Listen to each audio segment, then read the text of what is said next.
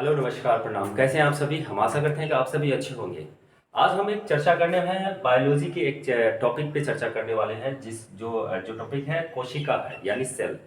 तो हमारे जितने भी बंधु हैं, भाई हैं, जो बीपीएससी की तैयारी कर रहे हैं यानी टीचर की तैयारी कर रहे हैं, या बीपीएससी की तैयारी कर रहे हैं, या रेलवे की तैयारी कर रहे हैं, जो भी कम्पिटिटिव लेवल एग्जाम की तैयारी कर रहे हैं, उनके लिए ये जो टॉपिक जो है बहुत ही इम्पोर्टेंट है। इससे लगभग 2-3 क्वेश्चन हर एक एग्जाम में पूछा जाता है। ठीक है। उससे पहले हम लोग बायोलॉजी के बारे में यानी साइंस के बारे में थोड़ा सा नो अबाउट साइंस के बारे में हम लोग थोड़ा सा जान लेते हैं कि साइंस क्या होता है। साइंस के 3 पार्ट्स होते हैं। साइंस के कितने पार्ट्स होते हैं? 3 पार्ट्स होते हैं। ठीक है। जैसे पहला हो गया फिजिक्स हो गया, दूसरा केमिस्ट्री हो गया, बायोलॉजी हो गया। तो बायोलॉजी के यानी सबसे तीसरा पार्ट जो है बायोलॉजी है, यानी बायोलॉजी के टर्म बायोलॉजी के पार्ट्स में हम लोग चल रहे हैं। बायोलॉजी का जो चैप्टर है, पहला चैप्टर जो है वो है कोशिका। ठीक है। तो कोशिका के बारे में हम लोग थोड़ा सा जानकारी लेते हैं। ठीक।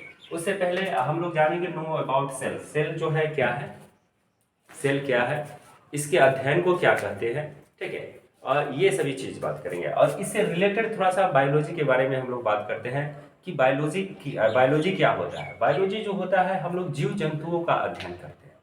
बायोलॉजी में जीव जंतु, या ऐसे कह सकते हैं कि लिविंग ऑर्गेनिज्म का अध्ययन करते हैं। यानी लिविंग ऑर्गेनिज्म मतलब ये हो गया प्लांट्स भी हो गया, और फिर क्या हो गया आपका एनिमल हो गया। दोनों जो होते हैं लिविंग ऑर्गेनिज्म होते हैं। ठीक। उसके बाद बात आता है कि बायोलॉजी जो होता है उसको कितने भाग में हम लोग डिवाइड करते हैं। तो बायोलॉजी जो है उसको 2 भागों में हम लोग क्या करते हैं, डिवाइड करते हैं। पहला होता है जंतु विज्ञान, जंतु विज्ञान। दूसरा जो होता है वो होता है पादप विज्ञान। क्या होता है? पादप विज्ञान। पादप विज्ञान, जंतु विज्ञान और पादप विज्ञान। तो आज हम लोग बात करेंगे जंतु विज्ञान में हम लोग चलेंगे। जंतु विज्ञान वो होता है जिसमें जीव जंतुओं का अध्ययन किया जाता है, और पादप विज्ञान वो होता है जिसमें हम लोग पेड़ पौधे के बारे में अध्ययन करते हैं।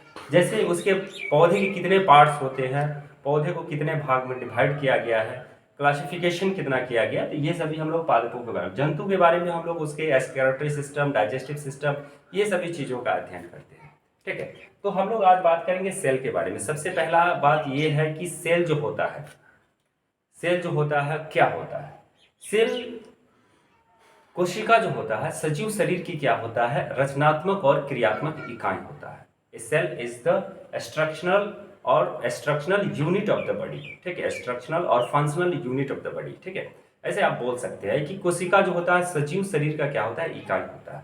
सजीव शरीर का क्या होता है, इकाई होता है। कोशिका जो होता है सजीव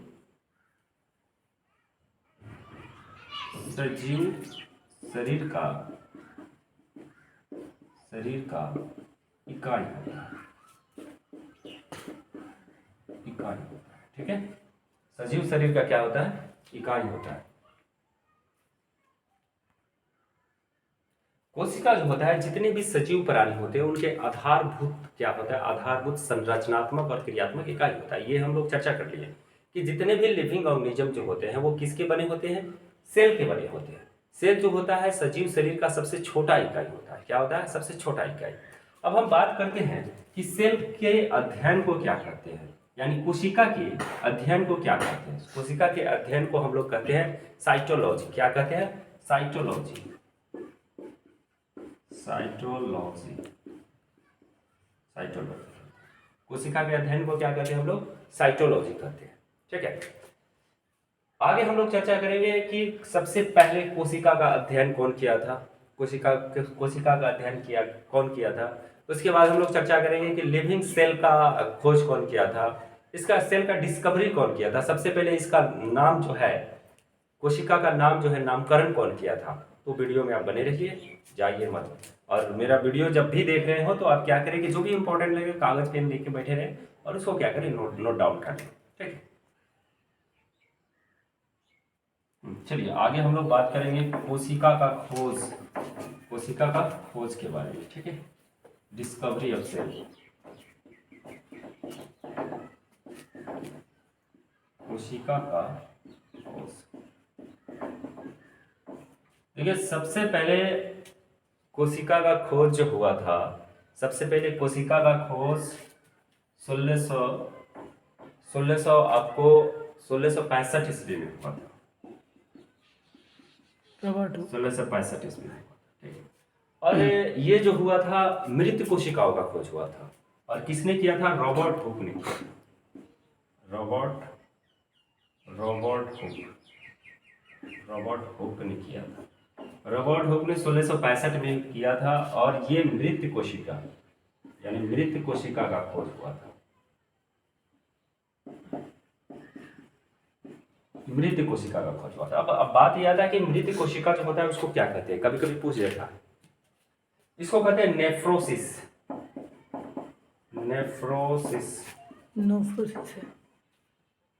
नेफ्रोसिस कहा जाता है इसको।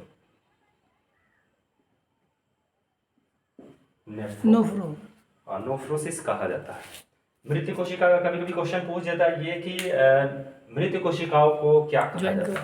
मृत कोशिकाओं को क्या कहा जाता है? नेफ्रोसिस कहा जाता है। ठीक है, नेफ्रोसिस क्या कहते हैं इसको? नेफ्रोसिस कहते हैं। उसके बाद जीवित कोशिका का खोज जो हुआ था 1674 ईस्वी में हुआ था। कब हुआ था? 1674 ईस्वी में। 1674 ईस्वी में जीवित कोशिका का खोज हुआ था। किसने किया था? ये खोज जो हुआ था, ये खोज किए थे सर्वप्रथम लिवेनहॉक ने किए थे। कौन किए थे? लिवेनहॉक ने किया था। 1674 ईस्वी में किया था। ये जीवित कोशिका था। ठीक है, जीवित कोशिका।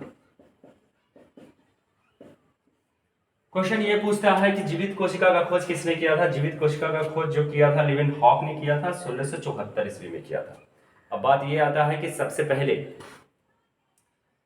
पहले जो है 1674 ईस्वी में एंटोनी वन लिवेनहॉक, उनका पूरा नाम था एंटोनी वन लिवेनहॉक, ने क्या किया था? 1674 ईस्वी में उन्होंने जीवित कोशिका का खोज किया था, और मृत कोशिका का खोज किसने किया था? रॉबर्ट हुक ने किया था। ठीक है, इतना क्लियर है? इतना सा क्लियर है ना? ठीक है, आगे चलिए। अब बात करते हैं क्लासिकल पीरियड ऑफ साइटोलॉजी। पहले मैंने बताया कि कोशिका का अध्ययन को क्या कहा जाता है? कोशिका को अध्ययन को साइटोलॉजी कहा जाता है। ठीक है, तो साइटोलॉजी यानी इसका मॉडर्न क्लासिकल पीरियड कब माना जाता है? 9वीं सदी में इसको क्या माना जाता है? 19वीं सदी में क्लासिकल पीरियड ऑफ साइटोलॉजी कहा जाता है। Classical period of cytology. ठीक है, कोशिका संबंधित पुस्तक एक बनी थी जिसका नाम था, पुस्तक का नाम था आपको माइकोग्राफिया। क्या नाम था? माइकोग्राफिया।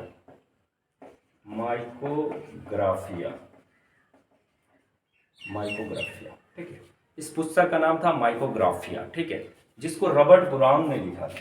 क्या नाम था? Robert brown.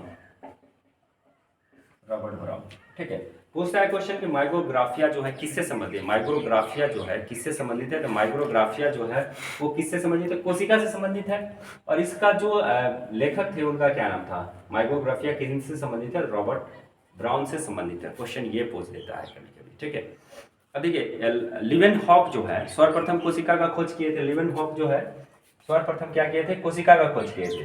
अगर पूछ देता है कि फादर ऑफ बैक्टीरियोलॉजी किसे कहा जाता है? Father of bacteriology. ठीक है, तो आप क्या बताएंगे? लिवेनहॉक बताएंगे, father of bacteriology.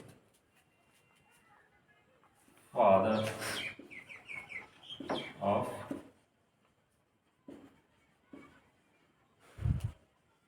Of bacteriology. ठीक है, फादर ऑफ बैक्टीरियोलॉजी अगर पूछेगा तो क्या बताइएगा?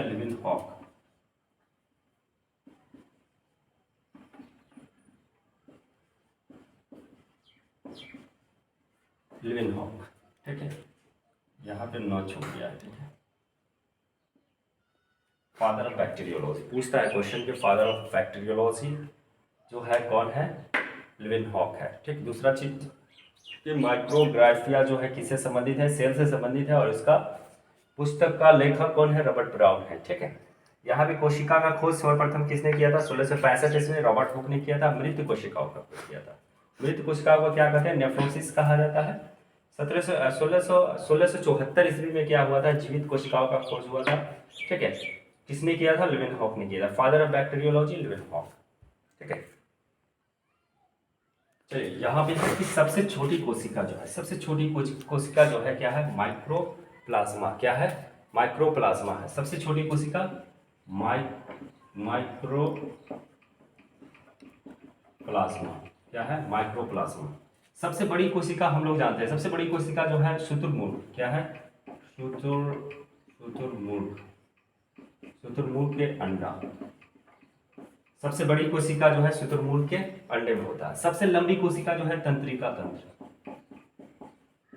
तंत्रिका तंत्र, तंत्रिका तंत्र। मानव में सबसे बड़ी कोशिका जो है क्या है, मानव में सबसे बड़ी कोशिका जो है ओवम होता है। क्या होता है, ओवम होता है, जो किसमें होता है, फीमेल, फीमेल में पाया जाता है ओवम। ठीक है। मानव में सबसे छोटी कोशिका जो होता है, सबसे छोटी कोशिका जो होता है स्पर्म होता है। क्या होता है, सबसे छोटी कोशिका स्पर्म, जो पुरुष में पाया जाता है।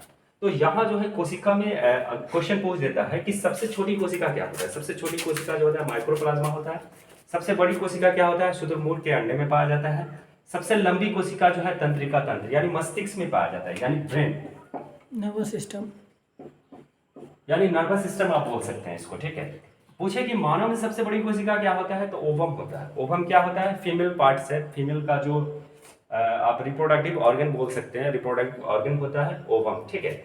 यहाँ पे मानव में सबसे छोटी कोशिका क्या होता है, स्पर्म होता है। ये भी क्या होता है, रिप्रोडक्शन में काम होता है। तो यहाँ जो है कोशिका से संबंधित जो भी बातें हैं मैंने यहाँ से क्लियर कर दिया। तो नेक्स्ट वीडियो में आप देखिए कोशिका में कौन कौन से कोशिका के कौन कौन से अंग होते हैं। तो उसमें हम लोग बात करेंगे साइटोप्लाज्मा का बात करेंगे, साइटोप्लाज्मा के कितने पार्ट्स होते हैं, ये सभी चर्चा करेंगे। तो फिर नेक्स्ट वीडियो के लिए आपको थोड़ा सा वेट करना पड़ेगा, कल हम अपलोड करेंगे, कल के लिए। ठीक है। और आज के लिए इतना ही, फिर मिलेंगे नेक्स्ट वीडियो में। तब तक के लिए जय हिंद, जय भारत।